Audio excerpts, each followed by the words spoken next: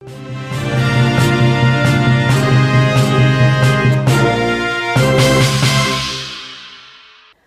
ditemukannya pistol antik Luger di TKP tewasnya Brigadir Yosua Huta Barat alias Brigadir J menimbulkan tanda tanya. Pistol yang dijuluki pistol paling langka di dunia ini dikenal sebagai pistol $1 juta karena memang harganya yang sangat fantastis. Kepemilikan pistol Luger ini lantas dipertanyakan hingga muncul dugaan dimiliki Ferdy Sambo atau sang istri Putri Chandrawati. Kabar soal keberadaan pistol Luger ini pertama kali diungkapkan oleh kuasa hukum keluarga Brigadir J, yakni Kamarudin Simanjuntak.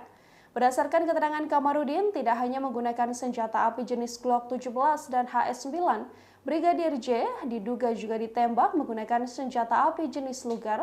Penemuan amunisi dari senjata api antik jenis Luger ini berdasarkan uji balistik serta otopsi pada tubuh Brigadir J. Senjata Luger ini pertama kali dipasarkan untuk pasar Amerika Serikat pada tahun 1907. Pistol ini dijuluki pistol paling langka di dunia karena merupakan senjata ternama. Harga pistol Luger bisa mencapai $1 juta Amerika Serikat atau nyaris 15 miliar rupiah. Pistol ini pernah dibeli seorang miliuner Indonesia, yakni Yani Haryanto pada tahun 1980. 30 tahun kemudian, sang miliuner menjual Luger dengan harga lebih rendah, yakni 1,6 miliar rupiah di tahun 2010.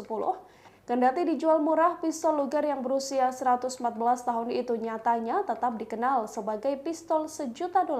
Dalam keterangannya, Kamarudin Simanjuntak lantas menduga bahwa pistol ini dimiliki oleh ayah dari Ferdy Sambo. Pasalnya menurut Kamarudin, ayah Ferdy Sambo cukup menguasai soal persenjataan. Kamarudin juga menyebut bahwa kemungkinan besar ayah Ferdy Sambo adalah seorang kolektor senjata kuno yang kini diwariskan pada sang anak. Kamarudin Simanjuntak menegaskan dugaan ini muncul seusai dirinya mendapatkan fakta soal sosok dan latar belakang Ferdy Sambo.